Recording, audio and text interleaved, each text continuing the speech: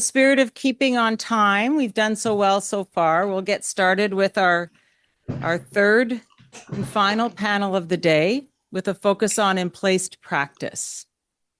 So our moderator for this panel is Vera Kovaskaya, and she is an assistant professor in the Faculty of Information. Her research examines the impacts of data collection in the workplace, the opportunities and challenges of data-driven approaches to worker advocacy, and the barriers to worker-centered and community-driven technology design. So I'll pass things over to Vera, and she can introduce the final panel of the day. Thank you. Thank you, Kelly. Welcome to our third and final panel of the day.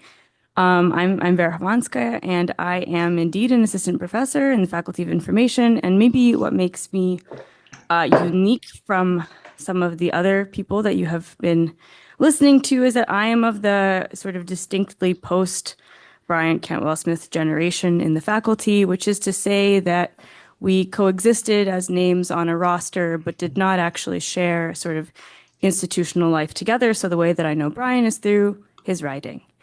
That did not stop me from volunteering to moderate this panel. At the time of signing up, I thought no problem. When time came due to actually plan my remarks, I was like, ooh. So I did what I know best, which is that I turned to Brian Cantwell Smith's writing, and something that I found that I will share with us. Probably many of you have already read this. 15 years ago, Brian Cantwell Smith wrote a letter that was a memorial tribute to another scholar for whom I think many of us are also on the sort of post side of sharing institutional life with her, Susan Lee Starr. And this was a fantastic letter because it is an unusual text that honors the life and work of Susan Lee Starr. And I think what I like about it, so it has a short title, Dear Lee, and it has a long title, So Boundary as to Not Be an Object at All. And it is a wonderful, unusual text because it really kind of takes the questions of Lee's work and really twists them into a new kind of focus. This is a text that asks who can judge the robustness of an object, that is to say, a boundary object? Why assume that the boundary takes the form of objects at all? Why we should question the person who is contesting these boundaries or question their ontology altogether. And whether there was and whether there is remains a time for other ways of knowing that could inform theory, calling to Lee's different engagements in religious and mystical thinking.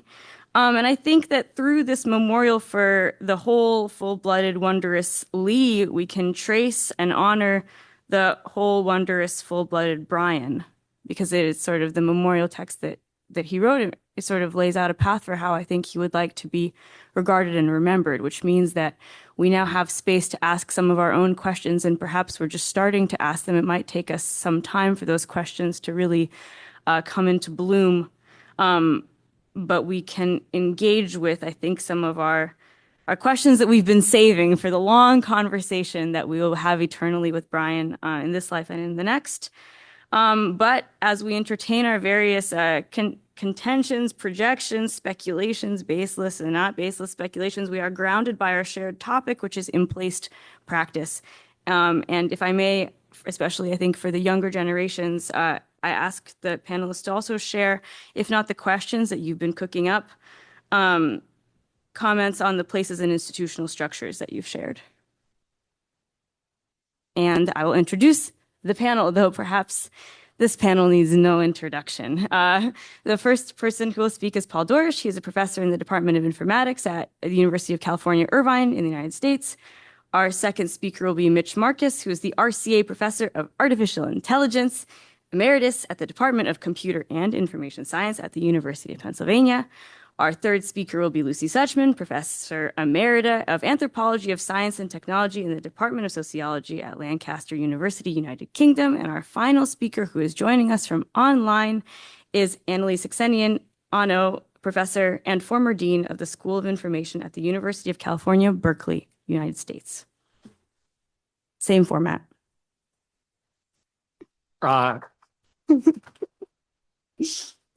So it's an honor to be able to participate in this event, and I've loved every moment of it so far. I hope not to ruin everything. It's always also awkward when you realize that you're the person or part of the panel that stands between everybody and your first drink of the evening. Somehow it's a position I end up occupying in all sorts of ways. So let's see. Emplaced Practices, I'm not sure, but my talk does have various places in it. And the first one, so my first encounter with Brian and his work is actually a story. It doesn't involve Brian in any way, but it does involve Henry in a couple of different ways. So I did my undergraduate studies in computer science and artificial intelligence at University of Edinburgh. And during my time there, I worked for a couple of years as a system administrator in a research center devoted to speech processing, speech and language. And Henry was there in a chief scientist role, I think, or something like that, while I was like making sure that the vacs in the basement kept on running. But Henry had also brought to Edinburgh a recent graduate from the Symbolic Systems program at Stanford, a guy called Doug Cutting, who shared an office with me and was working on part of the speech technology projects. And has gone on to do amazing things for any of you who sort of are interested in tracking some of his work. But Doug knew that I was becoming very interested in the implementation of the Lisp programming language, which is something that we use in all sorts of ways. And he also knew that I'd recently read Gödel or Bach. And knowing these two things, put them together by sitting me down one day and taking the whiteboard in our office and explaining to me the infinite tower of reflective processors, that fundamental sort of conceptual notion at the basis of 3 Lisp that Brian had worked through in the course of his 768-page now, we know, dissertation that for his PhD at MIT. Now, it should maybe be obvious from the very name, infinite tower of reflective processors, that this is a ridiculous notion. It's an almost deliberately, provocatively ridiculous notion. And its ridiculousness captured my attention, as you might imagine. Doug explained the notion. He did not explain the level shifting interpreters, which you need to know in order to make the whole thing less ridiculous. But he explained to me that this was the work of Brian Smith, who did all these different kinds of things, all of which were equally crazy and ridiculous, and that I should follow up.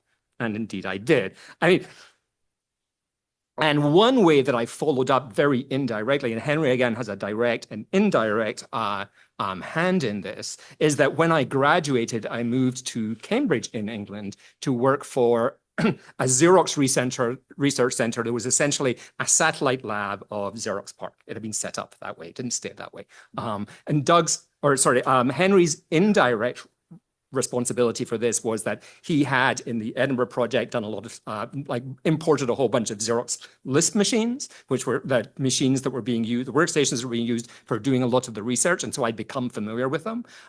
Pretty much the only place in the UK, I think, that knew how to use these things. And so I had a certain kind of qualification for being in this research lab because I already had that. His much more direct responsibility is that he gave me a reference to William Newman, as I recall. So help me make that move. And indeed, the time that I then spent at EuroPark and at Park, because I was at EuroPark, I was going back and forth a great deal, meeting and learning from people like Lucy and many others, with weirdly a 1-year sabbatical at Apple in the meantime. I didn't think it was a sabbatical, but it turned out Steve Jobs had other ideas when he closed down the research lab. That was essentially my graduate school. And so even though I also went to graduate school during that time, the people who really sort of shaped my thinking were people like Brian, Lucy, and many others, from whom I learned all sorts of radically different ways of thinking about the research enterprise and thinking about what my work could be, and thinking about what it was to ask research questions in the first place, and what it was to formulate ways of potentially going and answering them. So as part of this, I got the opportunity to work much more directly with Brian. As part of a couple of different projects, including the fact that when I went to Apple, we hired Brian as a consultant because Austin Henderson and I were eager to get more of Brian's thinking and Brian's input on sort of continually evolving projects. And indeed, my own PhD dissertation then built upon the ideas of computational reflection that, as we've heard, were sort of central to Brian's early work, although it was, as we sort of learned, also an ongoing project. But essentially, the work on reflection that I was doing was not directly in conversation with Brian because it had moved on. But it was also an opportunity, the most magical part of that, I think, was the opportunity to work with him as he was working on the origin of objects, and to get to work through drafts of that with him and to get to talk with him about the work as it was emerging. I was also a typography nerd, and so somebody else already referred to the complicated process of getting through the typography or getting it just perfect. And so those are conversations that for some random reason I enjoy. But that was a sort of important part of what was going on.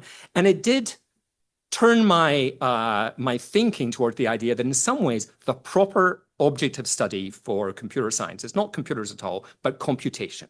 What that can be in the world, what it can be as an object in the wild, what it can be for all of us as such societies and cultures. And so that was sort of where sort of that work kind of changed my mind and took my thinking. And I should say through all of this, again, I start off this process as a recently graduated undergraduate student, before I even went and did my PhD. But it was a marker of Brian's generosity that I was nonetheless invited into those conversations. I did not feel in any way, left out, did not feel in any way talked down to, but, invited in as an equal contributor, as an equal conversational partner, interlocutor with him as he was sort of doing that work. So it was incredibly important for me to learn how to, again, sort of do that, to invite people in and to have those kinds of conversations with everybody and integrate the different kind of ways that people might want to go about formulating these projects. Now, the thing, when I was at Park, I was actually a member of the computer science lab at the opposite end of the building from people like Lucy and Brian.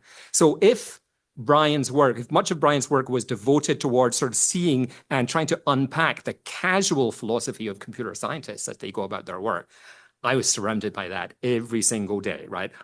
That was absolutely the part and parcel of what it was when you were thoroughly immersed in a world that drove itself by the model of what computer science was.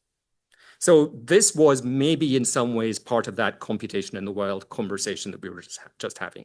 There is a phrase that Brian uses, I think, early on the origin of objects, as he's explaining that notion of computation in the wild, which is doing justice to Microsoft Word. Now, we might normally think more in the frame of meting out justice to Microsoft Word, which is a project I could easily get behind along with a baseball bat. But on the other hand, this notion that trying to actively account for one of the world's most used computer programs was not something that computer science had ever felt it necessary to do, and that had totally escaped the boundaries of computer science, even though computer science might actually not itself be prepared to acknowledge that it escaped their boundaries and their reach, was just, again, kind of mind-blowing, along with the infinite number of reflective processors. So I could just list the various mind-blowing kind of things along the way, but it seemed to me to be tremendously important to take that project seriously. The idea that computation has become far bigger than computer science or mathematics had ever able to grab hold of. And there's a different project to now understand what it's done when it's escaped the research lab, moved off into the world, where it's reshaping the world, right? The world looks different because things like that are in there. And because those notions of computation are in there, which I'll come back to in a minute.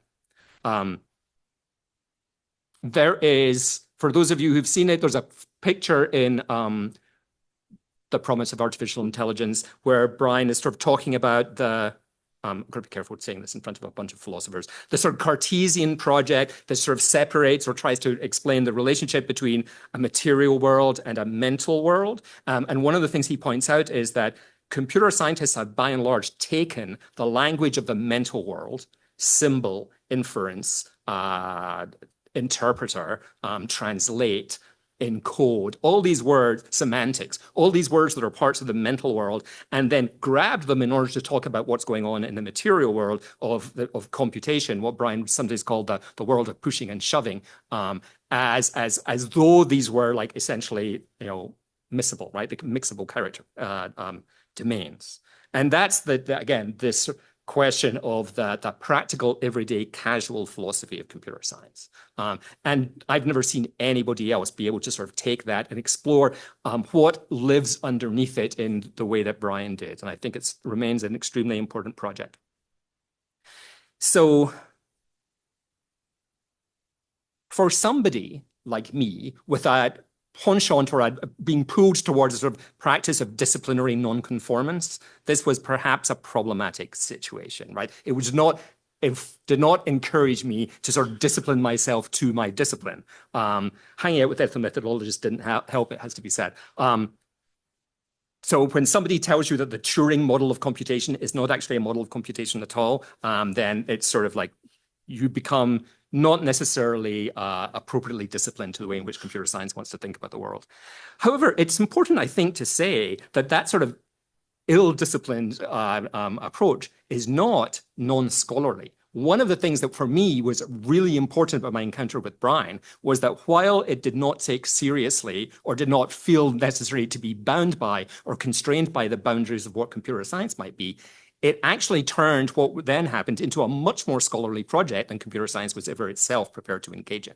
Computer science does not, by and large, go around examining the philosophical foundations of its concepts in the way in which Brian did and encouraged us to do. And so he's doing it in a much more scholarly way than was ever actually being done in the discipline to which he was responding. So that was that time.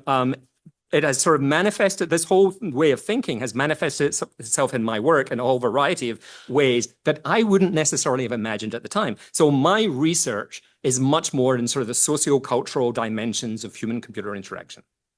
Brian was never somebody who wrote about human-computer interaction. He's not really someone who wrote about socio-cultural analyses. He thought about it. It was part of the way, clearly part of the way that he was thinking, but not part of the way that he was articulating his own sort of interests. But I think you can see it there all the time. The kind of collective project of registration that lies at the heart of On the Origin of Objects is never purely internal, right? It's a critique of cognitive science for sure, but it's never a critique that like lives inside one person's head. It's always a social product. It's always a cultural product. This again takes us back to sort of trying to do justice in Microsoft Word, which is not simply in one person's head. And focuses on what computation is, again, in the wild once it's escaped from the research lab, right? What it is in the world, what it does to us, how we then think about the world through the lens of computation, through the lens of computer systems, as ways that we then think of the world operating computationally. It gives us this language, conceptual and lexical, to understand and talk about what goes on.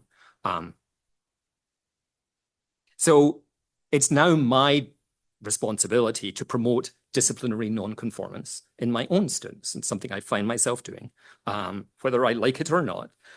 So I went through an exercise early, 6 months ago, with my students where I wanted to sort of take them through a bunch of papers that have been tremendously significant for me, or bodies of work that have been very significant for me, that again, I don't necessarily articulate in my projects or in my publications.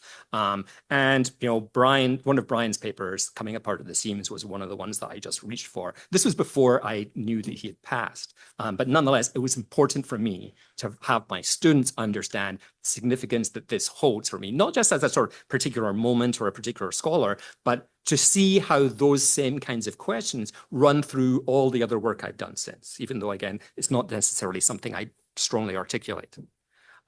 It happened, and I was telling Lucy this earlier, that I'm teaching a class on digital media and society just now, which was intended to show computer science or informatics, information science students, how it is that media science and communication think about the world, think about those same digital media domains that we feel that we have some kind of direct apprehension of. And I suddenly realized, first I realized, unusually, this class this year has more film and media studies students in it than it does informatics students. But then that caused me to realize I've been taking the digital entirely for granted in this class, because normally I'm teaching it to people for whom digital is the water that they swim in. And so now I was bringing out the same material, reaching to the same kinds of things that Brian had been saying, in order to try to give the film and media studies students a notion of what the digital might be. And it goes again to the comments that were made earlier, which is not necessarily to think of Brian as an interdisciplinary scholar, although obviously he was, but to think of the project as deeply just reaching out to all these different kinds of disciplines. And he's sort of orchestrating that sort of much bigger project. I want to close with a couple of other remarks. Karina sort of already pointed to one, which is, something that I remember feeling very strongly when I was, working with Brian, which is, there are some smart people and you work with them and you feel dumb by comparison because you realize how, what amazing intellects they have. There's some smart people you work with and they make you feel smart alongside them. They make you feel smarter by interacting with them. Brian, absolutely one of that latter category. And I felt that it was a very precious thing. I felt it all the time. I try to enact the same thing with my students. I do it by trying to be dumber than they are. I find it's an easier path to follow. But it's absolutely an important thing that I take from my encounters with them. The other thing that I think I try to take from my encounters with them is the audacity of taking on projects such as the one he did, right? If we think of that as one singular project, and I certainly do, the idea to reach and say, I'm going to have to spend 40 years working on this thing, right? It's just going to take that long to sort this stuff out. And I will stick with it. It will take on different manifestations, different forms at different times. It will become more and less important to different kind of groups of people, but damn it, we're going to see it through. That is an astounding thing to be able to do, especially in the contemporary academy, right? The idea that's what drives your own intellectual agenda. That's something that absolutely I think we can all try to carry away. It's like, if there's one thing about his work that I would like to be able to sort of, emulate, it's having that kind of audacity. It's an aspiration. I know I can't do it. I know I'm not going to do it, but nonetheless, I think we have to hold on to that idea. It is utterly astounding and something that should be celebrated. I am going to stop there because I've already gone over time. Thank you. Thank you. Mitch, do you want to go in order of the table, or would you like to go next per the program? Should we go program order or table order? You are next on the program. I'm next. Okay, good. Let me try the clicker. Good. And I have some slides. Good. Okay. And let me do the bad thing of go forward one and backward just because there we go. Good. Thank you. Fantastic. That's a good thing, not a bad thing. Having sat here all day and listened to all these wonderful talks, I'm basically now going to give a different talk that I intended to, but with the same slides, right? The other thing is that I'm an engineer. We saw philosophers who read papers. I'm an engineer, so I use slides. The other thing is that people have been talking about very large ideas, and I do language and grammar. And so the crucial examples are going to depend upon the tiniest details. So I'm actually going to show you some sentences.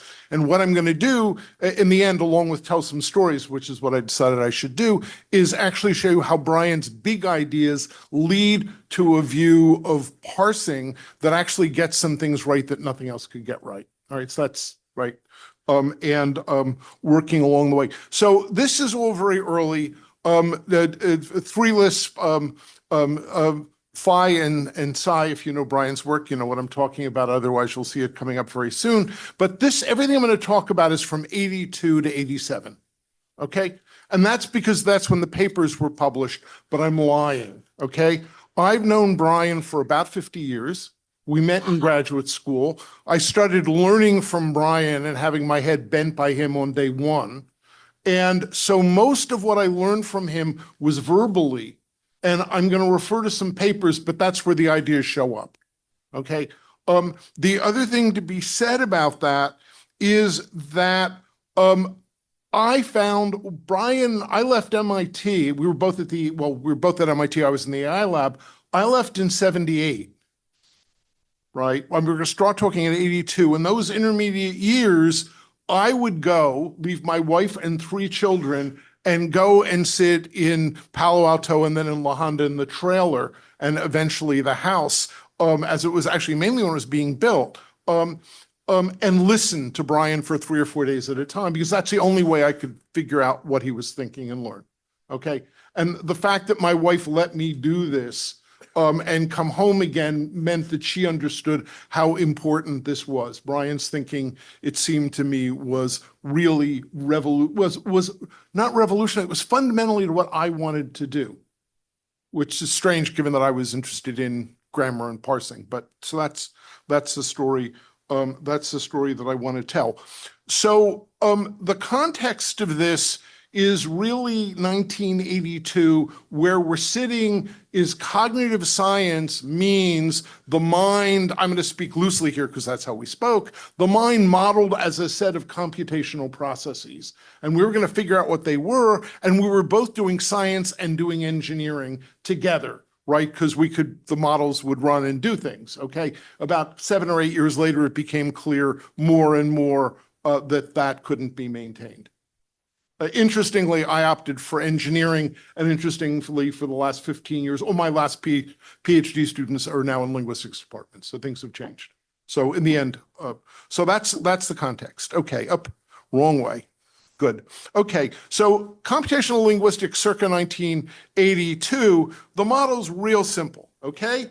You take in a string of words, maybe speech, but in those days we hadn't met the speech guys yet, so a string of words.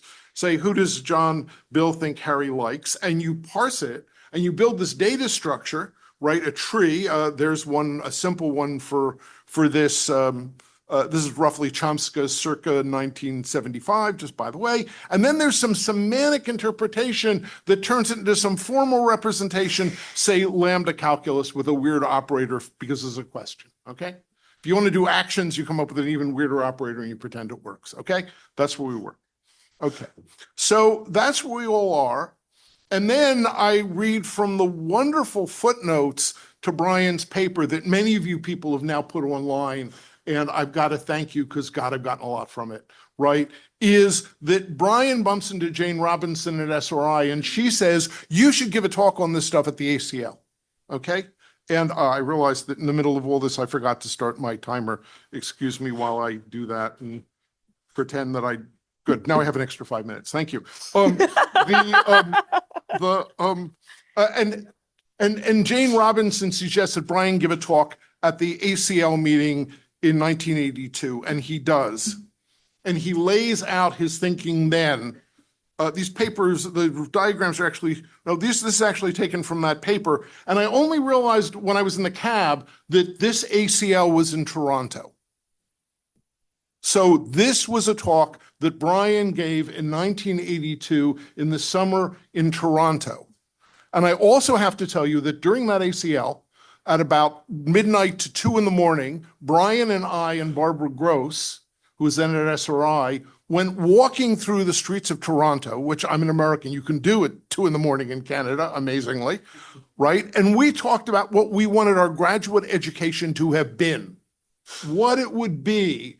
And we sketched a plan, and they went back and they came up with one of the several proposals that was merged into CSLI at Stanford.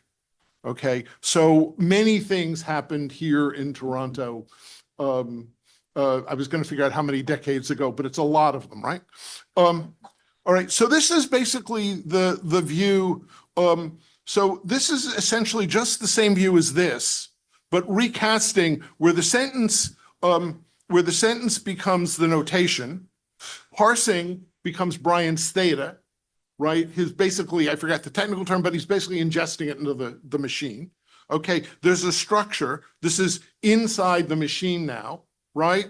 And then phi is basically reasoning, coming up with things from one to the other, and that's semantic interpretation, okay? So this is just our standard view of the world mapped into Brian's terminology, so I can show you what he then showed us, okay?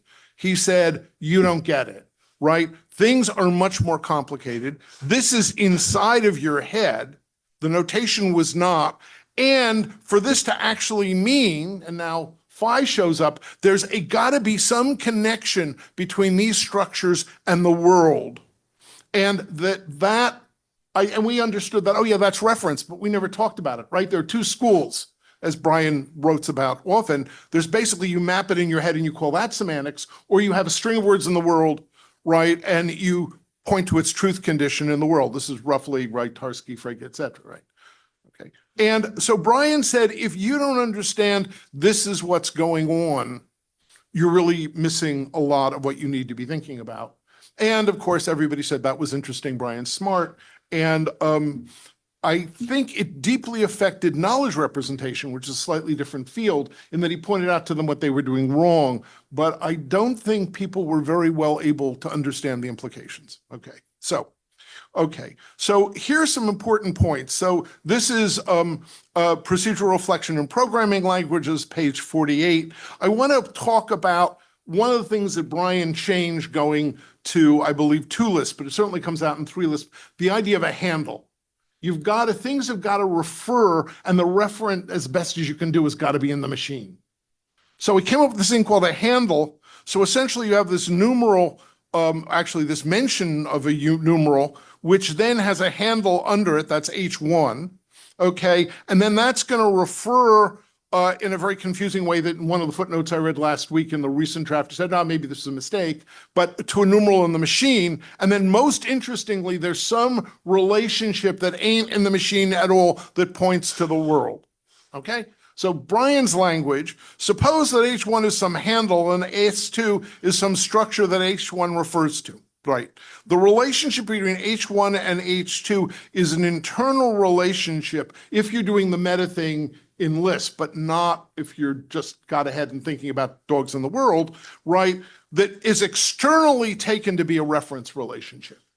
And the point is reference relationships are external, right? And in fact, so this, by the way, is his thesis, page 48. I found something interesting. I remembered Brian saying something to me. Henry has a slightly different recollection. What I remembered is that Brian said this entire 700 plus page thesis was intended to be, I remember, a footnote in chapter 2 of his real thesis, which is going to be on Mantic. Now, this is not what Henry remembers. Henry believes it was supposed to be a couple sections in chapter 13, right? But where it came from is that all these people at the IL lab were saying, you know, the real problem of consciousness is self-reflection, is effective self-reflection. If we could simply reflect on what was going on in our heads and have it be effective, make a difference, that would be conscious. And Brian, in Brian fashion, said, okay, so he said, and of course, everybody thought they could talk about, because nobody thought you could build something that could reflect. And so what Brian thought is, what I'll do for a footnote is, in my version, is I'll just build one, point to it, he did, points to it and says, see, it's not conscious, now let's go on. Okay? In fact, what happened in the meantime is he got so caught up in the question of what's this mapping from what programmers are thinking. So that things, the amazing thing about our programs is that they work, right? It's really amazing that they work, right? So if you have a complicated computer system, some of the things in it refer to the world, right? Say you've got, I don't know, a thermostat's a very simple example, but the one I sat through many conversations about was very high-powered TCP/IP switches. And and reference, by the way, with a bunch of theologians. Henry was also there. And so the question is, some of these parts mean, other parts just work and get you to where you want to go. And what's going on here, okay? So that's what he became obsessed with, but I got real interested in this, okay? I wanted to understand this. Great. So I said, look, I'm a natural language guy. I'm not really interested in reflection. Turns out I was wrong, but that's in programming languages. But what I thought is, well, what if I'm a simple case? I'm just thinking about a dog, okay? So forget numerals being in my head. Dogs are in the world, right? It's got to be the case that I've got some data structures in my head. Again, this is this cognitive science view, right? I've got these data structures in my head, and now what I've got is these things that stand in my head for things in the world. And crucially, as Brian points out, right, that the actual reference relation between any given expression and now this handle for it is mediated by an externally attributed, in other words, not my head at all, not accessible to my head, right? Attributed semantic interpretation function, right? Which is, as they say, not in my head, because if it did, it would hurt a lot, right? So, so that's where he leaves things. Okay. So now this, it turns out, came along, and so basically by 72, am interested in parsing as a mental process. I think everybody who's doing it is using depth-first backtracking search. It has to be the solution because you can't do it better. And I say, no, it's got to be simple. But I come to it with some crazy assumptions. My crazy assumptions are that unlike vision, where I have to build some mental processes that interacts with complicated things in the world, language can be, quote, designed by God knows what, to be easy to analyze, right? I'm going to take strings of words, I'm going to build something that can quickly build that sentence structure, that grammatical structure that can be mapped to some meaning structure, and it's going to reflect what the mind has available to do it, what computational processes do it. So I come up with a crazy idea that if I want to understand mind scientifically, the right way to do it is to study something really trivial like grammar, okay? It's a kind of crazy idea, but that's what I took on. And I thought there should be an easy way to do it. And my thesis published, I finished it in 78, was I found something that worked as well as the thing, deterministic parsing, that worked as well as anything anybody had built up to the time, it turned out. So it was able to parse in linear time, okay?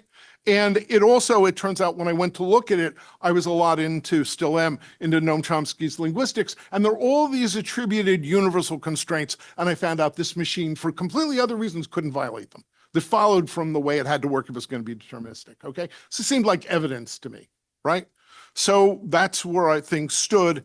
And so I got that done by 78, but in the next several years, it turns out the only way I could build the whole structure is to interact with semantics, because there are a lot of sentences that are vague. Now, we come to one of the specific examples. So consider the difference between ripe apples, pears, and cherries from the farm, right? Where it turns out it's ambiguous. All of them can be ripe and from the farm, and ripe cheese, wine, and cherries from the farm, where the cheese is ripe, the wine is just ripe, and the cherries are from the farm, okay? So those are two different grammatical structures, it turns out, mapped into two different meaning structures. But how could I build a deterministic parser that could build those? Okay, couldn't do it, okay? And my proposed solution, working with Don Hindle and Margaret Fleck, who was then, I think, 17, 18, at Bell Labs in 19, and published in 83. But we were working on this in 81, 82 mainly. We just got it published then. And then finally, Don and I applied it to intonation, about which I'm not going to have much time, but we'll be able to say something about it briefly, I think. Could see that there were these hard problems in intonation that also this approach kind of solved, okay? So what did we do? Well, so here's the mapping, okay? So I'm going to start with conventional parsing on the right. We take in Bill met Harry, and we build a parse tree, okay? Maybe by this time we're being sophisticated. We take in speech. We, at those days, mapped it to a bunch of words that might or might not be the right ones, and then go and parse it, okay? So what I did is I took Brian's ideas wildly seriously, taking my idea that our mind is going to use whatever processes are there anyway.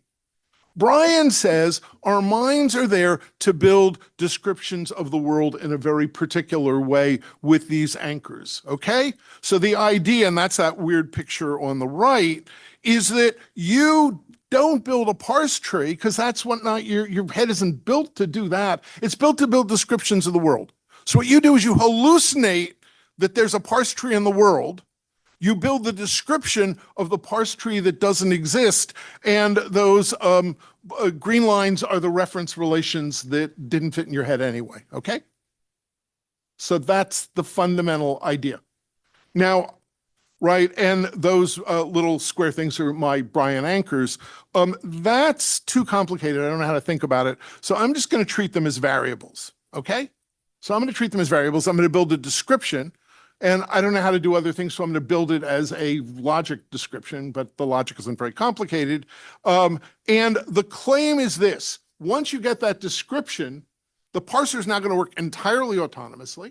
Could this work? Don Hindle had actually taken my thesis work and done that. He built partial descriptions and then handed them out, but they were fragments of parse trees. These are actually descriptions. And these, what was handed out from the parser is taken, it's done. All that later processing can do is equate variables, okay? So we've got these variables that refer to things in the world, but it might be the evening star, morning star, and now I'm going to map them to rigid designators and whatever they refer to, there's one of them and we're done, okay? Now, that's a crazy idea, but then we went and built a parser and it solved these problems. And then we looked at all these hard problems in intonation in English, in Japanese, and later in Korean, and it solved the problems, okay? And I'm only going to lay out a couple of those, good, and I'm actually staying on time. But so I just want to show you how this works in one example. I'm going to hand wave it a second. Okay, so let's look at, so we go and build this structure. I can explain to you why we build this one and not some other one, but right, this is the one that gets built, right? And if you look at it naively, you think that ripe is the X's and that the from the farms are the Z's and the Y's are just Y's. And that's what we get if we don't equate B and C and D, which are now just variables, right? The rest of the variables, for parsing reasons, you've got to get a well-formed parse tree out, have to only refer to themselves. So there's no question about those. But we could equate B, C, and D, but if you don't, you get this one. Now, what happens if you equate them? Oh, and if you only equate two of them, you don't get a well-formed structure for other reasons. Okay, what happens if you equate them? All of a sudden, it becomes one thing, and the X's, Y's, and Z's are all ripened from the farm, and you're done, okay? So this is just Brian's work applied to a real practical down-to-earth problem, and it does the right thing, okay? One other thing, I don't have time, there's a hard problem intonation, okay? So consider the center embedded sentence. This is the cat that chased the rat that ate the cheese, okay? Left embedded, right? Terry Langdon noted that when you say it, their intonation breaks, and the whole thing is given out as three linear chunks, right? And the percent signs are the intonation breaks. I can tell you all about those in speech if you want, but you don't want. And so what you get is three subtrees out of the parser. This is the cat, a subtree that chased the cat, a subtree that ate the cheese.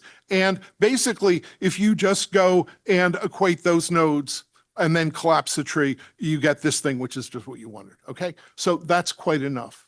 So what we discover is that, these wild ideas of Brian intended to solve ontology and representation can actually be applied in a very concrete way. And what I get is some evidence, right, if you'll take it as evidence, that if these are hard cases and if you can do it in a constrained way, then maybe this is some evidence that this is actually a plausible way to, there's evidence that it actually is the right way to think about mind. Okay, lots of people follow up on this work. And finally, I couldn't resist one slide to finish. And this is a slide in the middle of all this. This is in Kyoto in 1984, right in the middle of all of this. That's John Seeley Brown to the left, Charlie Smith of the System Development Foundation, who funded CSI in the middle, and Brian is Brian, I'm me, and I'm glad I cropped it so you can't see that my shirt is partially hanging out. So,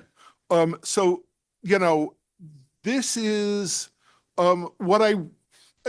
when I realized the import of what Brian was doing, this was actually when he was still in Palo Alto, because I remember sitting by his laundry while he was doing it in Palo Alto. Well, I said this to him. I said, this work is so important, I want to come out here and do it, all right? I'd already started thinking about the D-theory stuff. And he said, Mitch, you don't have to move out here, you're already doing it. And, and I'm glad that I was doing it, but, these ideas of Brian were, ought to be more earth-changing, as people here know, than they've been to date, because they work.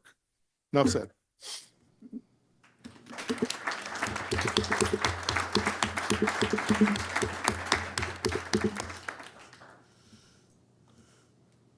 Okay. Yeah. Okay, there's going to be a quiz at the end, which will draw the line of continuity directly from Mitch's talk to mine and back to Brian's oeuvre.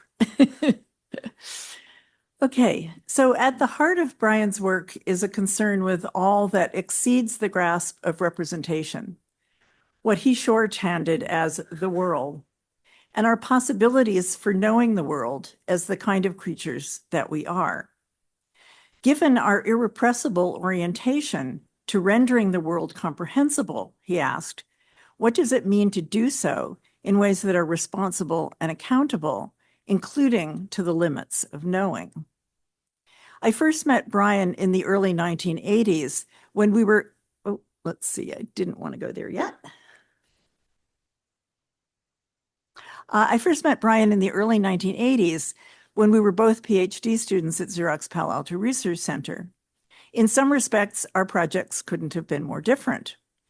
Brian had just completed, I thought he had just completed his CS dissertation, but now I understand he was actually still in progress at MIT on 3-Lisp, which the Wiktionary tells me is defined as, quote, a procedurally reflective dialect of Lisp that uses an infinite tower of interpreters, close quote. I was finding my way into a UC Berkeley anthropology dissertation, critiquing the then dominant planning model of AI and its implications for the still emerging idea of interactive machines. But the connecting thread of representation was there.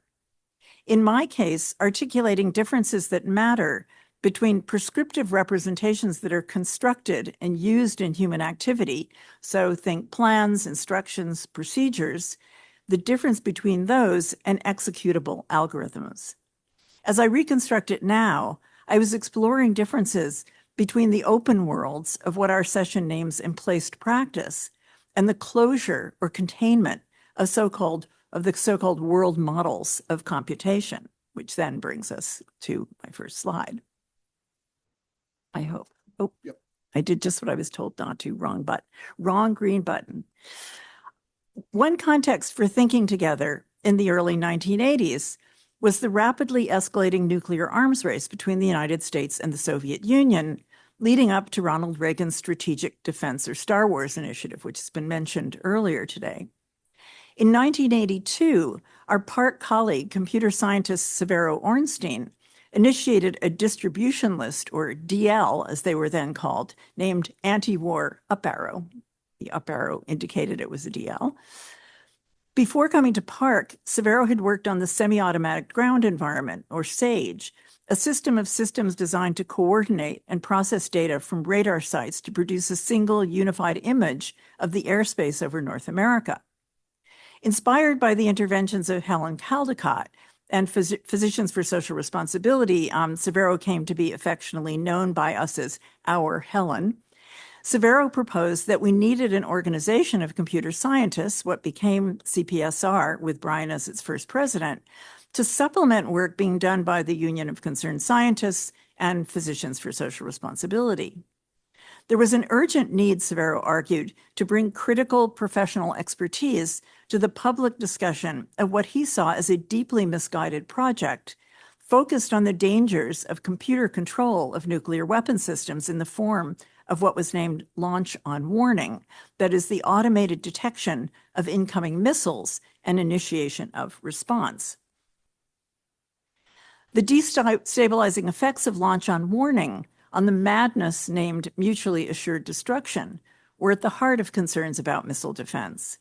But more immediate and concrete was the very real danger of misregistration of events in the world as signs of an offensive missile launch. And there were precedents for this concern.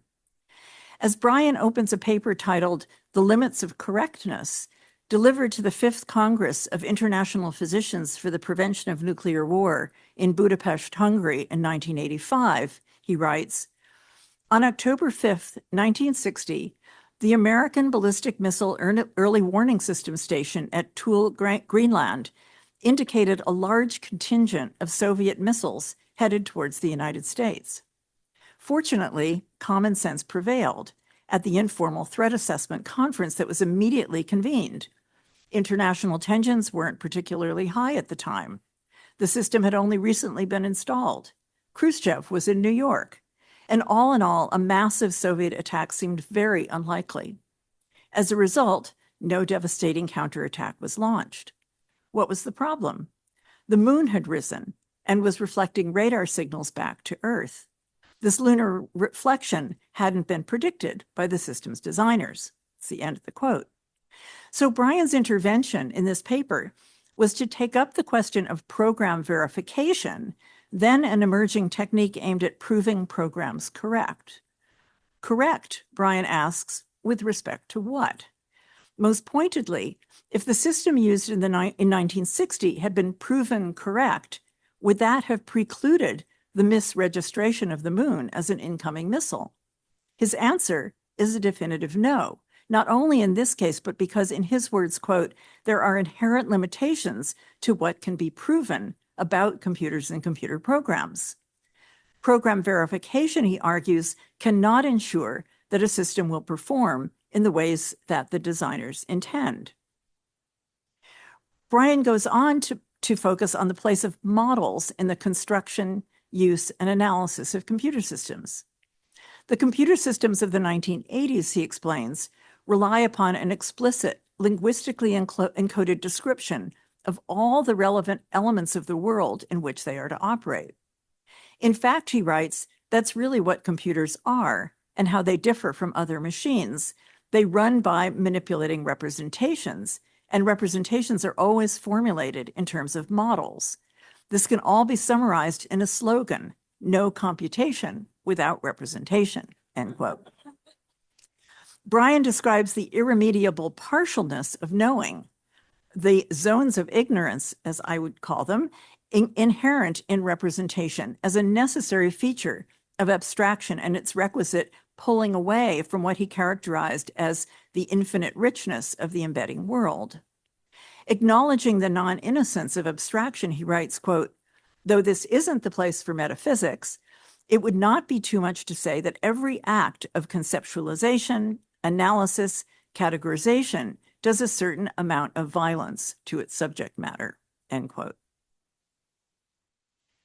Offering this figure, Brian points out that what's called model theory in philosophy and logic doesn't address the model-world relationship at all.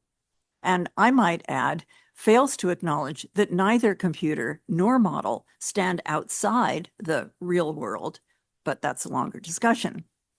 What model theory tells you, Brian explains, is how your formal descriptions, representations, and programs, that designated computer on the left-hand side of figure 1, correspond to your model. In the model-world relationship on the other right-hand side, all is emplaced practice, which is in turn irremediably contingent. It depends, and the dependency relations are not worked out in advance, but in situ. Brian writes, quote, in the human case, our social and moral systems seem to have built in an acceptance of the uncertainties and limitations inherent in the model-world relationship. We know that the assumptions and preconceptions built into instructions will sometimes fail, and we know that instructions are always incomplete. We exactly rely on judgment, responsibility, consciousness, and so forth to carry someone through those situations, all situations, in fact, where model and world part company. My own work is built on the premise that, as Brian himself has subsequently argued in The Promise of Artificial Intelligence, the alignment of models and worlds is always an in situ achievement. Not only is judgment required in the case where model and world are discrepant, but more fundamentally, the enactment of action according to rules in open worlds, the accountable following of an instruction is always a situated accomplishment. It's here that our early interventions with respect to the automation of weapons systems presage the current promotion of AI enabling warfighting, which for me connects Brian's interest in the registration of objects to the question of accuracy in military targeting. More specifically, the crucial difference is between the accuracy with which a weapon, once activated, strikes its designated target, and the question of the accuracy of the registration of what comprises a legitimate target in the first place. It's there that the violence begins. Computational correctness, Brian observes, quote, has the best hopes of even partial success in what Winograd has called systematic domains, areas where the relevant stock of objects, properties, and relationships are most clearly and regularly predefined, end of quote. Nowhere is this farther from the case than under conditions of contemporary armed conflict. Places, regions of a state, a city, or of a countryside, objects, vehicles, buildings, and subjects classified as men, women, or children, civilians, or combatants, all embody ambiguities and contingencies in their identification that at once heighten the stakes of their accurate registration and render accuracy always political and elusive. Despite this, we see the continuation of a military apparatus that treats the contingencies and ambiguities of relations on the ground as noise from which a stable and unambiguous signal can be extracted. In challenging the premises that drive martial epistemologies, I follow Judith Butler, who directs our attention to the limits of intelligibility as a site of openings when they write in their essay, What is Critique? Quote, not only is it necessary to isolate and identify the particular nexus of power and knowledge that gives rise to the field of intelligible things, but also to track the way in which that field meets its breaking point, the moments of its discontinuities, the sites where it fails to constitute the intelligibility for which it stands. What this means is that one looks both for the conditions by which the object field is constituted, but also for the limits of those conditions, the moments when they point up their contingency and their transformability, end of quote. Rather than further incorporation into the closed world imaginary of datafication following Butler, military operations need rereading through a performative understanding of accountable perception and action. Located within a history of discriminatory ordering, the systems of categorization that enable data-driven targeting are deeply implicated in the regeneration of configurations of enmity that justify further warfighting. Read in that way, the radical openness of a world of many worlds poses an enduring problem for the project of militarism and its promises of accuracy and containment. In a statement intended more generally, but of direct relevance to AI-enabled targeting, Brian argues that, quote, if a system is not itself capable of judgment, then it is we who bear responsibility for the differing perspectives and prejudices of all of its registrational sources and for the legitimacy of all of its instances of data integration, end quote. He wrote that in 1985, but I think it applies beautifully at the present moment. One implication of this argument, Brian concludes in his address in 1985, is that in the case of armed conflict, we must try in our treaty negotiations to find mechanisms to slow down our weapon systems. Sadly, some 40 years later, the opposite is the case, as diminishing timeframes due to the automation of warfare further close the space for judgment. Perpetuating the circular logic of the arms race, the acceleration created by increasingly automated weapon systems is taken to necessitate further automation ad infinitum. The Strategic Defense Initiative was canceled in 1993 with the negotiated end to the Cold War and based also on assessments of its excessive cost and technical unfeasibility. But in January of last year, Donald Trump issued an executive order establishing the Golden Dome program, phantasmatically imagined as protection for the United States and perhaps also Canada against long-range weapons using thousands of space-based sensors and interceptors.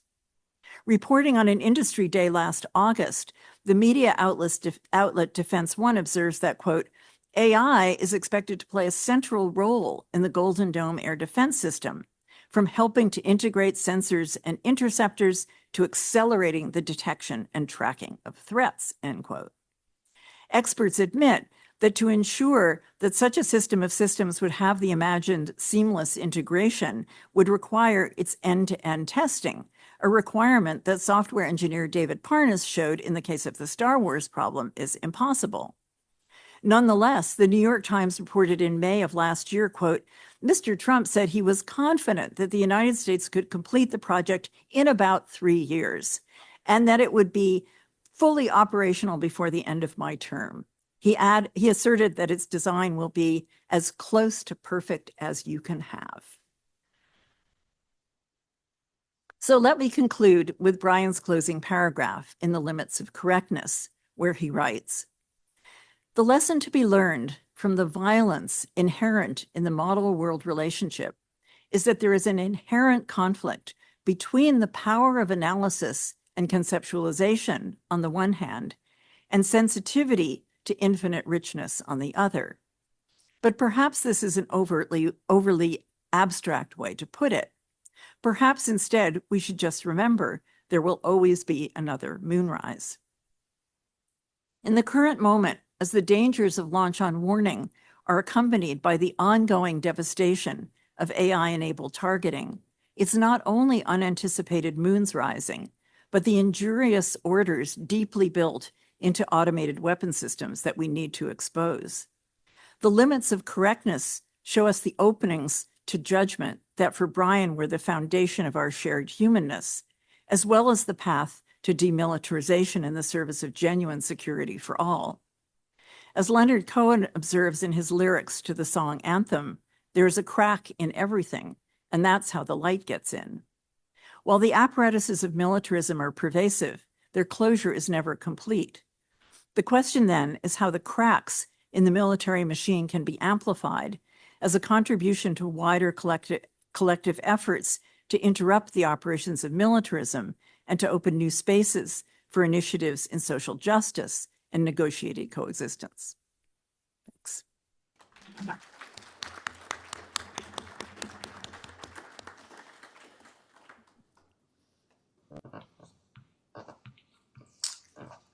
Anna, Okay. ready? Yes, I am ready. I am, should I start now? I'm not watching. Yes. Yes. Okay. First of all, I'm really sorry that I'm not there in person, but I am really delighted and honored to be able to participate remotely in this event. I'm going to try to be brief. I'm the last speaker on a long day, and I'd like to leave more time for discussion. I met Brian in February 2007 when he came to speak at the UC Berkeley School of Information. He was there at the invitation of my colleague, the linguist Jeff Nunberg. Nunberg, who sadly passed away in 2020, was one of Brian's close intellectual playmates and friends. The talk that Brian gave in Berkeley was titled Pilot Project for a Future University, and it had a huge influence on me. At the time, I was a relatively new dean, and I was trying to get my hands around the job of leading a school of information, which of course nobody really knew what that meant then, maybe now. So I went back and I located the abstract for his talk, and I'm going to read it to you now because he has a prescription that I think is vital for all of us at iSchools. Academic units, schools, and departments are usually identified either 1, by focusing on distinctive subject matter, and or 2, by employing a particular method or approach. This combination of subject matter and method forms the basis for disciplines or fields to which we take ourselves to be held accountable. I will propose that the emerging breed of information schools should break this mold. Information is an almost vacuously broad notion. After all, everyone deals with information in one form or another. The term is unlikely ever to denote an appropriately circumscribed subject matter, nor, given the impact of information in the world, should we restrict ourselves to an identifiable set of methods. Information-dependent phenomena cover the entire gamut of worldly affairs. Rather, the rationale for the existence of iSchools must be understood diachronically as change agents within the structure of society. What then should be our goal? To prototype the future of information-intensive practices as society adapts to the transformative effects of new information technologies. So I took 3 things away from that talk. First, I took away a non-apologetic commitment to interdisciplinarity and methodological openness in information research. Second, a vision of information schools as change agents, both in the university and in the society, prototyping information-intensive practice as society adapts to the effects of new information technologies. Think about what Lucy Suchman just spoke about, how she spoke about her analysis of weapon systems and militarism. That's a very iSchool kind of thing to do, to confront militarism and weapon systems with our analysis.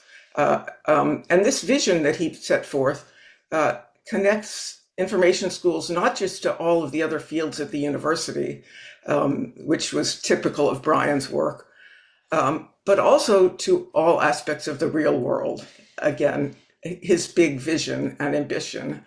And of course, that vision is more relevant now than it was, I think, even at the time, as our societies are struggling with the impacts of the latest generations of AI.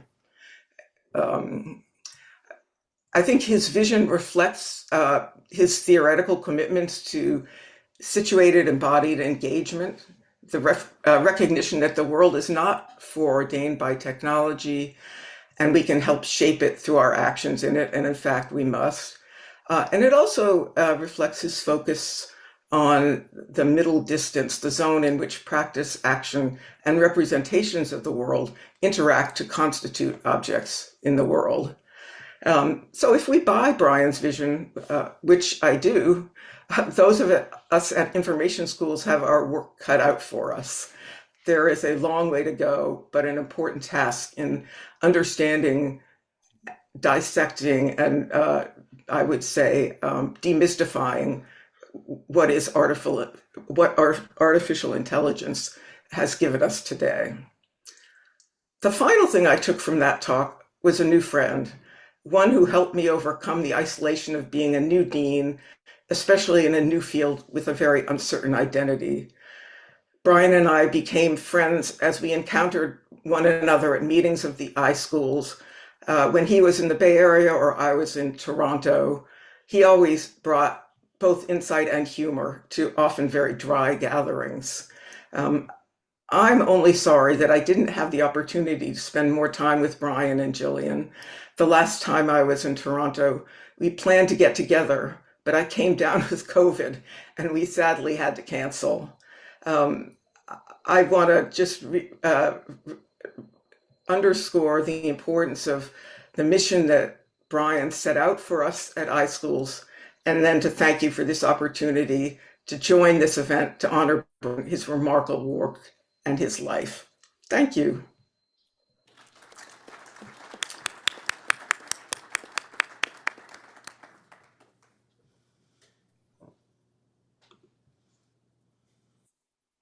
Wow.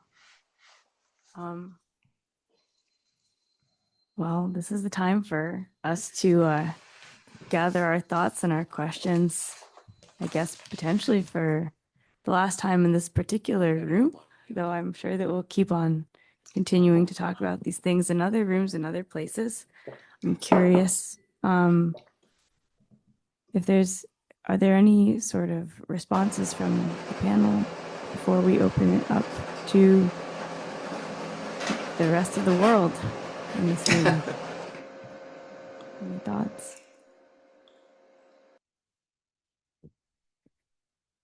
Have a comment in the room? Oh, yes. I'm not sure how it's possible to encourage universities in general to embrace the idea of interdisciplinary efforts. because it seems that they're more in favor of maintaining distinct ways of speaking and thinking. Do you have any ideas of how that could be encouraged? I can speak to that, and then I'd love to hear from the other panelists. I do think that the speaker is absolutely correct. Universities try to narrow, and I think that the disciplines are trying to narrow their boundaries because they're embattled, but they don't explain the world. I mean, if you go, look at subjects in the world, objects that we want to study, whether it's military systems or the environment, they don't obey disciplinary boundaries. And you can, at information schools we have, I think, at least we are trying very hard to defend and promote the research that does cross disciplinary boundaries. It takes work. It takes leadership of deans and chairs and people who are willing to stand up for and defend the kinds of research that are not narrowly bounded by disciplines or by methods. But it does happen, and I think we have to just find every opportunity that we can to do that.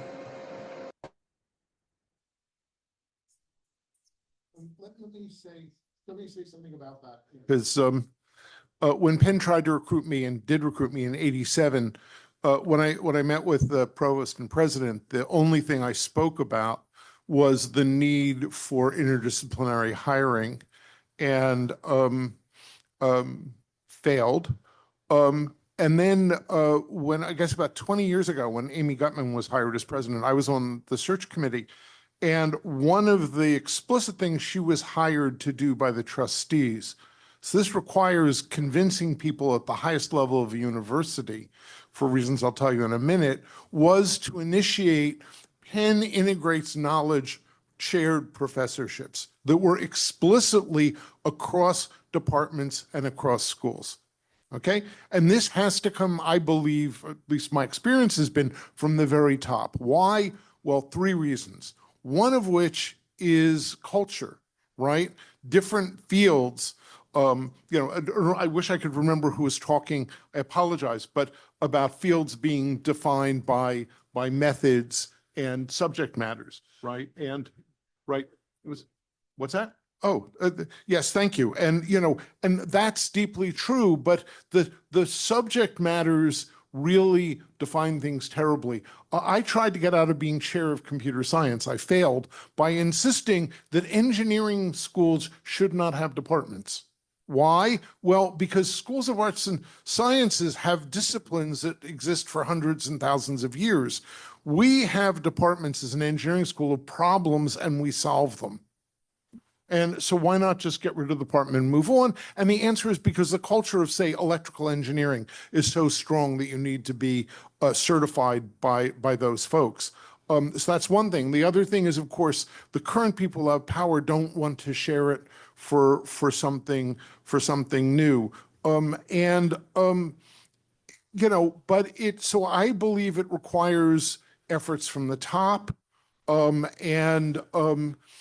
the other thing is I went to Penn because they really were into cognitive science and had found those bridges built up by individual people at the bottom. So the third thing is, when you find people who want to make these connections at the bottom, the top needs to feed them and give them influence and some support. At Penn, we're better at this in many places. Are there places better than us than that? But the problems are very practical, and they've got to come from the top, I think. Let me make a quick comment. There are few, in my experience, there are few words used more often in a university than interdisciplinarity. I think the challenge is not so much to promote interdisciplinarity, but to figure out what it is and to recognize it when it's there and then to reward it.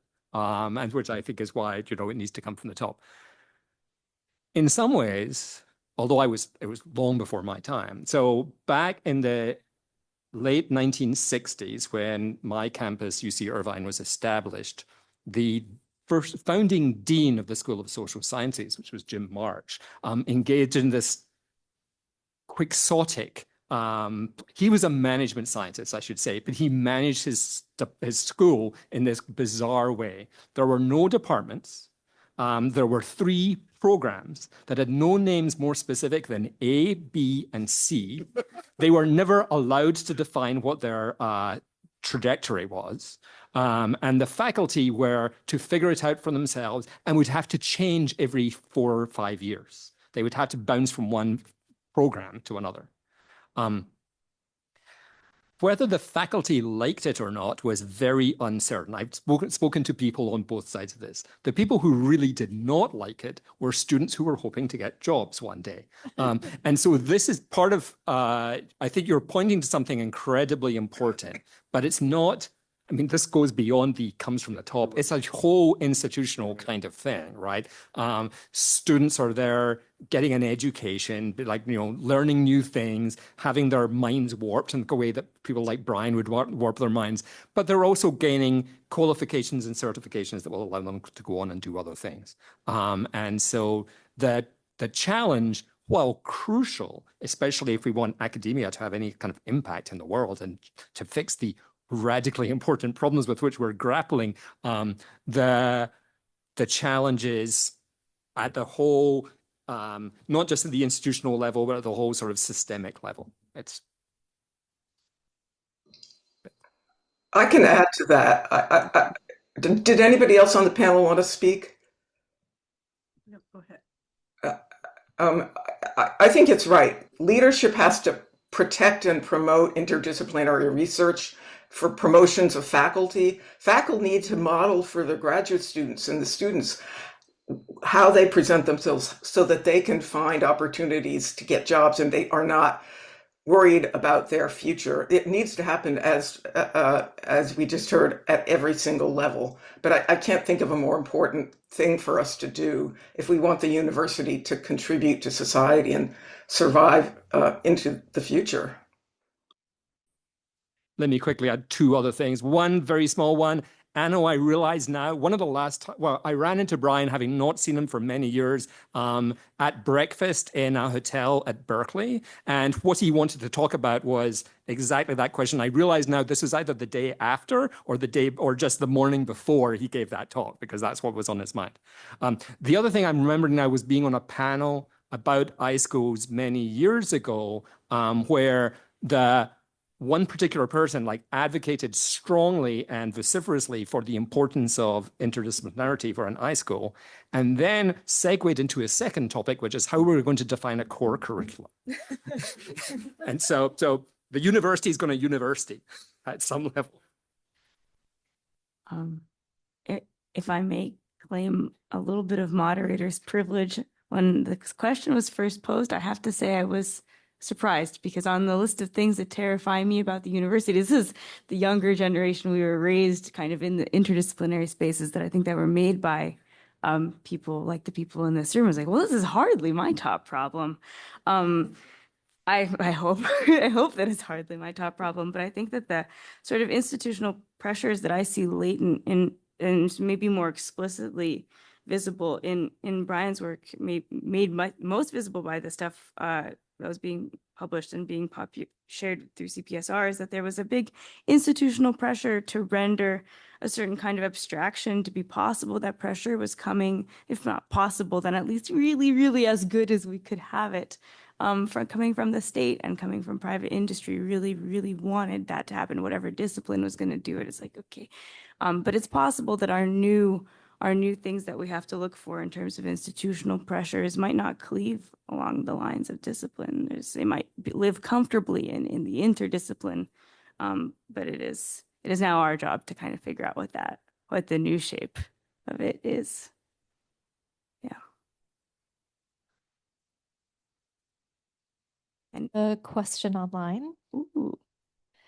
Raj asks online, can we ever truly translate human emotions and mental models into 3D spatial representations?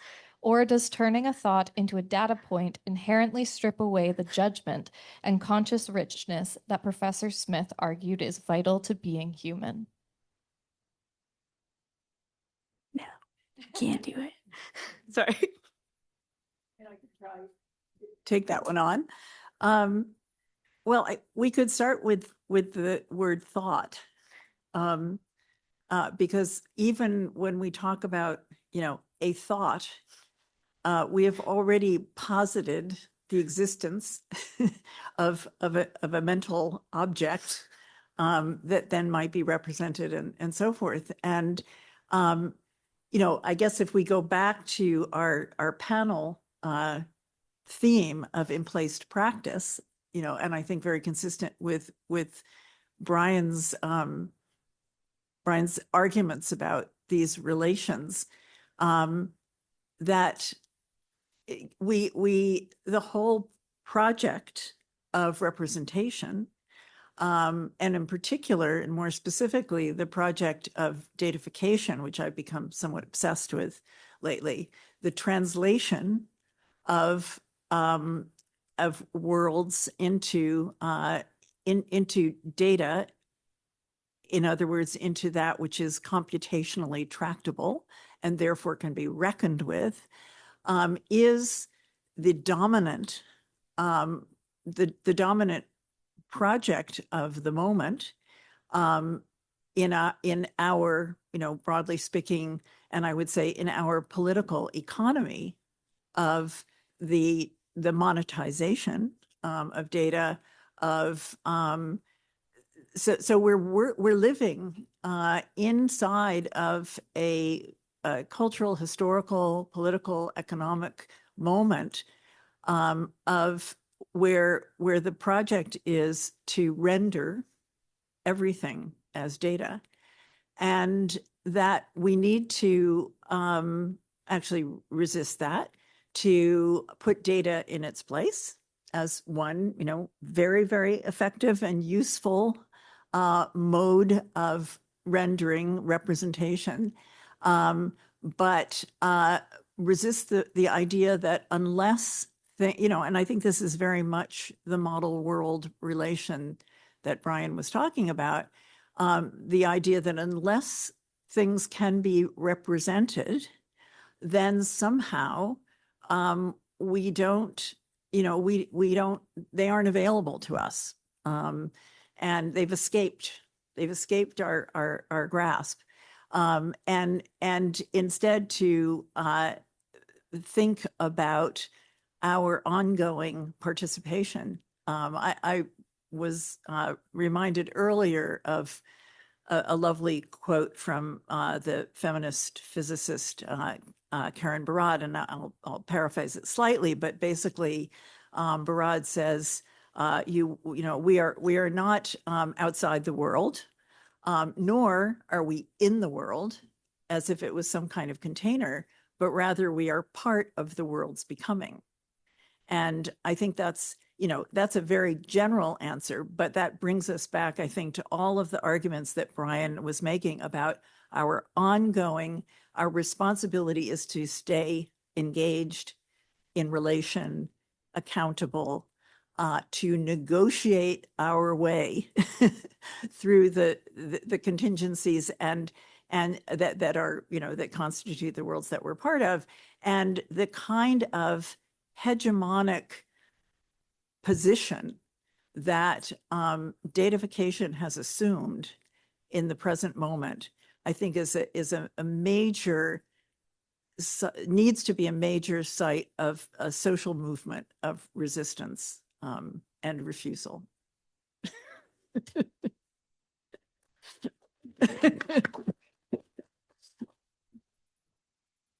Here, here. I want to, trying to get my thoughts together. One reason that I was interested in intonation in the 80s was because intonation, the words may convey some, if it's a statement, some truth value, but the intonation gives what the real point was, which often, almost always is not. And that turns out incredibly difficult. So it was hard to get a handle on it at the time. First thing. Second is that what you need to model is not what things are in the world. You need to model when I say something, what did I intend you to get from what I said, right? What am I trying to convey, right? As many of us who are engineers learn way too often, when people say to us, it broke, the answer is, oh, not let's figure out how to fix it. It's like, oh, that's really terrible, right? And it takes most of us engineers most of our lives to figure this out eventually, right? So that's a simple model. Ray Perot, here in the 70s, late 60s and 70s, was trying to work on what it would take to build formal models of representing what people were building with other people were understanding. And it's remarkably hard. And back to Lucy's theme of monetization, most of the research in the United States, maybe almost all of it on this, is funded by DARPA. And DARPA is really interested in, they're not much interested in what A said to B. They're mainly interested in information in newspapers, which they take to be facts. So, that I think has slowly changed over the years a little. But in fact, the problem is that to get funded, I could have graduate students as an engineering faculty at Penn in the United States, only if I could bring in money to support that student. There was no other source of funding. In arts and sciences, yes, right, but not in engineering. And that meant I needed to bring in money, and the sources of money were not interested in why did you say what you said. They were much more interested in who was doing what to whom.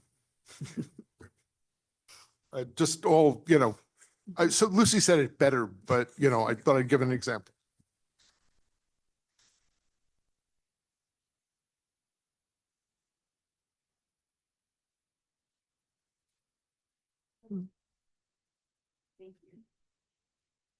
So what's a little troubling, I think, about thinking that if the top will take care of it, then we're on a good track.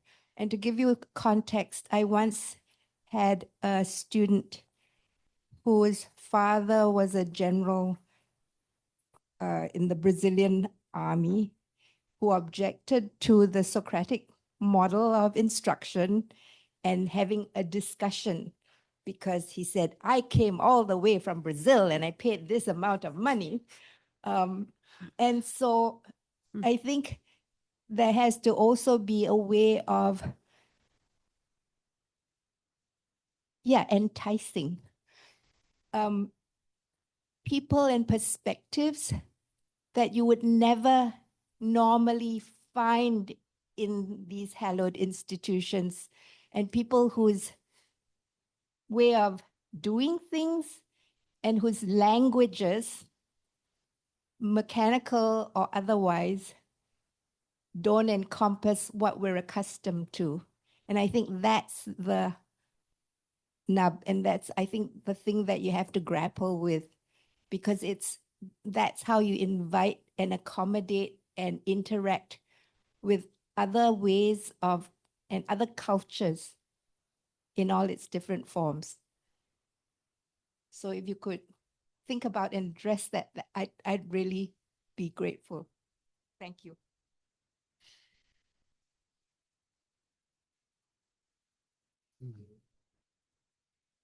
Well, I mean, I think that was a good comment, and you could take it as that. But I think, again, it's, I made reference earlier to the idea of zones of ignorance. And so part of what encounters with other knowledge systems do is help to identify the zones of ignorance that our whatever knowledge systems we inhabit, not only what they allow us to know and to understand, but also what they systematically erase or place outside of their frameworks. So, and again, that's I think we could talk about. I think about this in relation to Brian's figure of the world, which I think intuitively. I feel I have a deep understanding of that. but also increasingly in the worlds that I inhabit, that the world has been made multiple.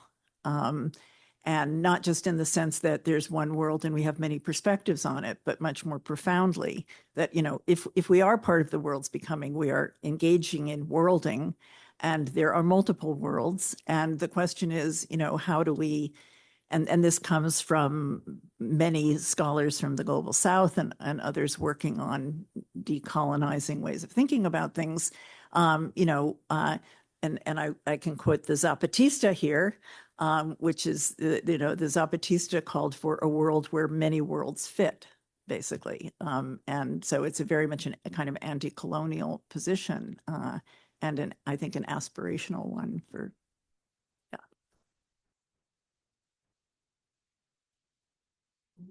No. One thing that struck me, so I was at Bell Labs for a bunch of years and then came to Penn.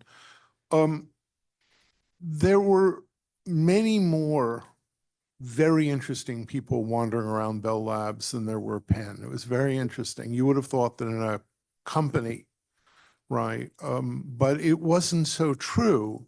I think that the kinds of strictures of culture that I was talking about are really limited. I mean, one thing that's exciting to, the iSchool model, that newer visions of trying to define things by not so methodologically bound, right, are going to lead to better ways to do this. But it's very hard. I mean, it's just speaking practically, right, that it's very hard to pull off. I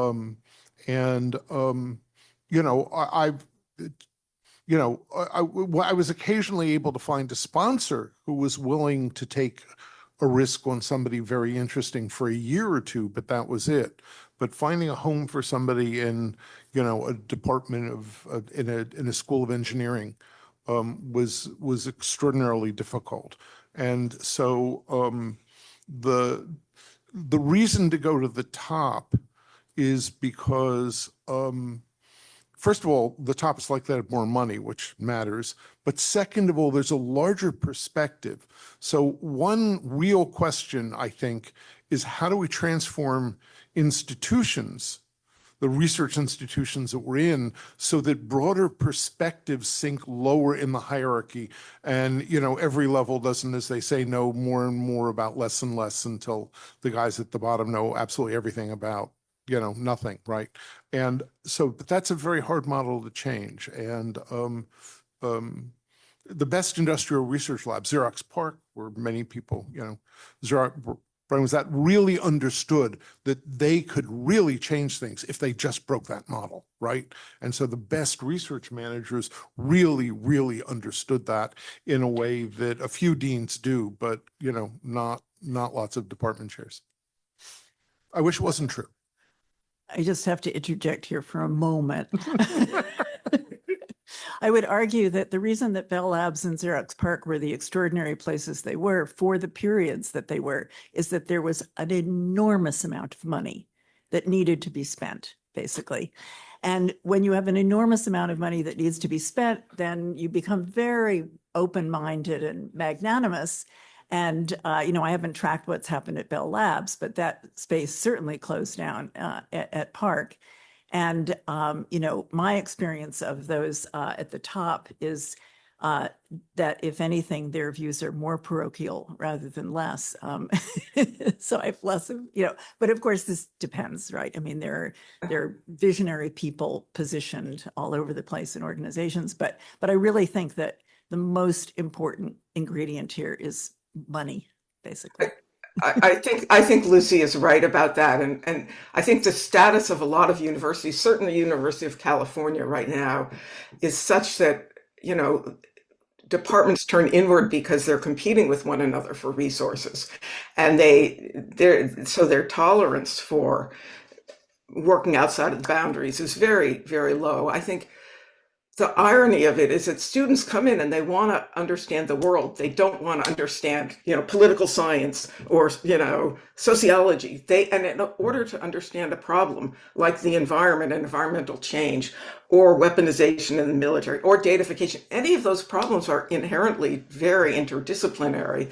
And so we're not really serving the students and the world very well anymore if we're going to continue to define ourselves more and more narrowly.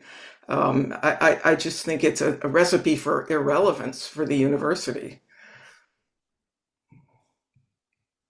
One thing that strikes me is that before your question, one of the ways that interdisciplinarity arose as part of our conversation was a comment that Govan had made with respect to Brian going and giving a talk. 4 talks in a couple of days, 1 in computer science, 1 in cognitive science, 1 in philosophy, and 1 in religious studies, I think he said. There are many interesting questions to ask about that, right? One obviously is like, what does it take to be a scholar such that you can go and do that? But another is like, what would it be for there to be one place you could go and talk? And what would you be able to say if you were talking to one place with, with a kind of vision and, analysis that Brian had or brought to it? There may be, although the building of silos is deeply problematic in universities, there's also a need for specificity, for being able to sit with like-minded people, and there's value in that. Now we take it way too far, and you get the kinds of exactly the sort of problems I think of inwardness that that Anna was talking about. But if I just sort of play with that example of Govan's, I'm trying to imagine what different kinds of configurations could be and the value that comes in. Where the money thing absolutely matters in a really fascinating way, I think, in universities is that often the push for interdisciplinarity comes from external funding, from donors. Like we have the most recent large building that went up on my campus is designated only for interdisciplinary research, and that's by the force of will of the donor and the force of the dollar of the donor, who insisted that this is what it would be. And the fascinating thing then was to try to see how the university tried to make something of that. It's like, okay, well, what departments does that mean we're going to put in there, or what research groups are we going to put in there, and what happened after that? Did any of them ever actually talk to each other? That's a whole other conversation. But often the drive for a larger, more visionary idea of like a center for climate that's sort of addressing a bigger picture, or people who are trying to a place for students to assemble to answer the kinds of questions that Anna was speaking of, is often from external initiatives. I just have to add one comment because of the day, and that is that I've been sitting here from time to time remembering that, because I know Brian from a different life, that Brian was the dean here, right? This is a dean of a school who we've spent a day talking about the beginning of his intellectual breadth, right? The beginning of his intellectual breadth. So, the fact that Toronto hired Brian Smith to be dean of their school is a remarkable fact. I don't know much about the University of Toronto, but all that I know is that the single fact that they hired Brian to run a school is remarkable, and it shows that somebody at some level deeply understood the kinds of things we've been talking about. We have an online question that might actually flow very well from that. Someone online has asked if anyone is able to say more about Brian's thoughts or vision for the iSchool as a concept and its role in society and how that has evolved since the latter half of the 2000s. This individual was a master's student here at the Faculty of Information during Brian's time as dean and during that transition to an iSchool, but they say they didn't know enough to know what it all meant back then. So they'd love to hear your thoughts. Or take answers from that and with an eye towards, this is a deeply in real life kind of question, but if you are in the room and you have been here for life in the department under the deanship of Brian, you should raise your hand so we know who to ask. Yes. Over drinks. Who? Yeah, there they are. There you are. They're looking around. I mean, Okay, who'd like to answer? Just a thought about iSchools, because my sense is that the iSchools arose in part through the necessity on the part of library schools, archives, museums, et cetera, to acquire some of the social capital of computing, of computation, or information more broadly, in order to save their lives, basically. And it was a great thing because the iSchools became a home for all the Bryans and the other people here who didn't fit neatly into the disciplinary, and Paul, you're a perfect example.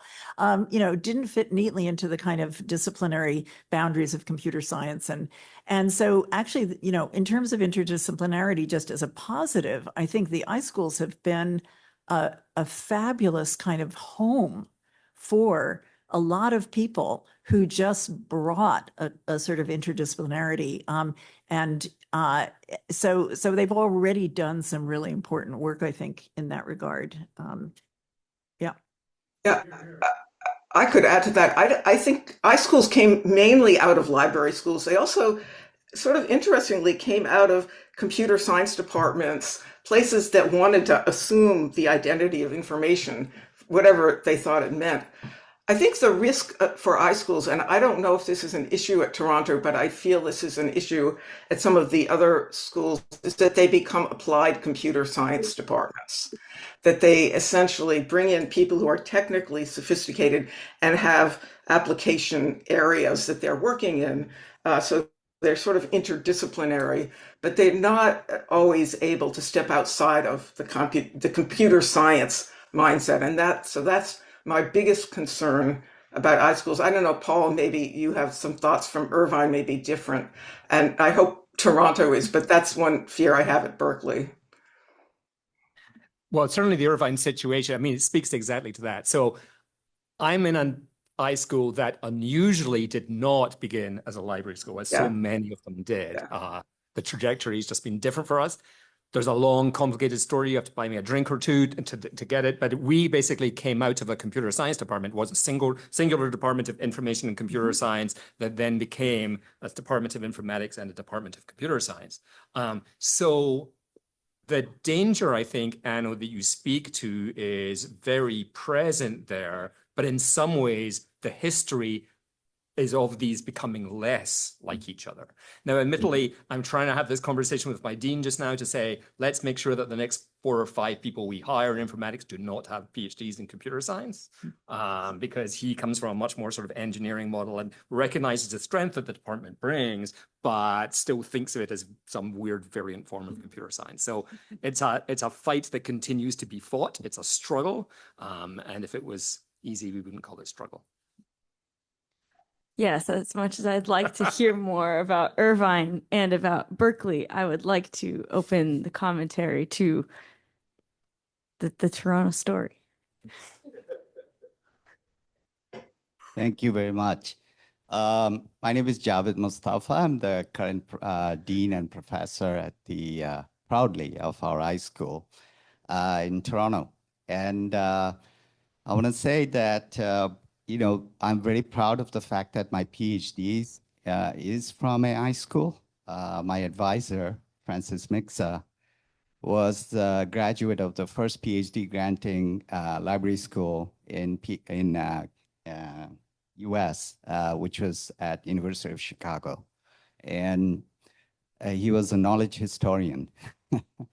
And so I'm very much in the milieu, and I like to think I have a longer history and knowledge of the field. I appreciate the fact that Lucy pointed out that perhaps there was a reaction to more lucrative fields, and that's what influenced the iSchool to move toward technology.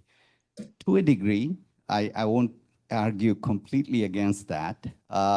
But if you think about libraries and curatorial practices and preservationists, technology adoption has always been part of the history of knowledge curation, and taking on all kinds of tools and systems. And you just have to read Michael Buckland and his history of the field. What I would say is at Toronto, Mitch pointed out he was somewhat almost shocked as to why Toronto recruited Brian. I wasn't as shocked because I found out, when I did find out, I said, wow, Brian is moving to Toronto. Because I knew him in the milieu of the Indiana University, which is highly interdisciplinary. And as you know, what happened to the high school there, they have a very interdisciplinary high school now there. I think I want to assure everyone, high school here is growing and it's vibrant. And most of the hires we made, and I made since I got here, and I am a first-generation immigrant from US, and love the country, love my adopted country, but love Canada just as much.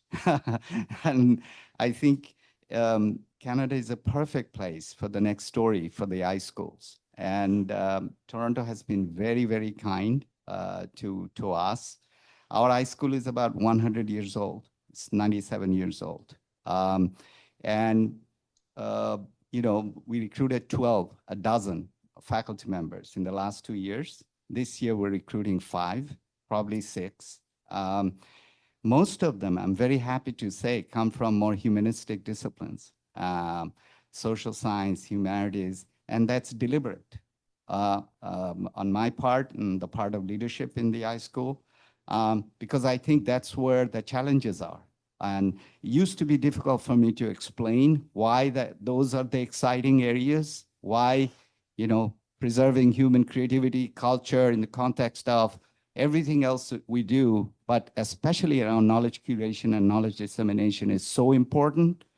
Surprisingly, it doesn't take me very long to convince my provost why that's important. And I have an enlightened provost, thank God. And so things are good. I'm here to just tell you, we are vibrant, we're growing, we have thousands of students. We have 1,400 students. Oh my God. And we ran out of space in a building which has, depending on how you count, 7 floors. So thank you for thinking about us, and thank you for joining us. Short answers only. If there are a couple more hands in the room. Short answers only. Favorite things that Brian's done for the high school. I'm Alan Rainier. I'm a faculty member at University of Illinois. I was dean there for 7 years. Brian, and I've interacted with Brian for 20 years. He's been very inspirational to me. My background's in philosophy, but I'm going to stick with this topic here. This is a very exciting time for high schools, very challenging. We've quadrupled a number of students. We're like 2,300, so it's huge. One of the things that hasn't come up here yet is, but it's mixed in with interdisciplinarity and everything else that's been discussed, is that most of our students now, or at least the largest portion, are undergraduates. And they come with particular interests. Many of them are extremely concerned with their careers and vocations. Many of them were not able to get into computer science departments. That's just part of the fundamental picture that we face. And we're trying, of course, to give them a 21st century liberal arts education that prepares them for life, civic leadership, everything. And I wondered if someone would address this issue. Yeah, I'd love to hear anyone talk about it.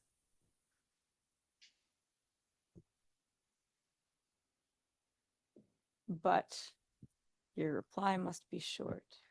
How are we doing? We've got 0 minutes remaining, so it's got to be one of those ones. From the panel or from the room? Yes. So something different. My name is Aviv. I was actually hired by Brian, and I'm cross-appointed to the high school here and the School of Public Health. And that in itself, I think, is a testimonial to the interdisciplinarity of our high school.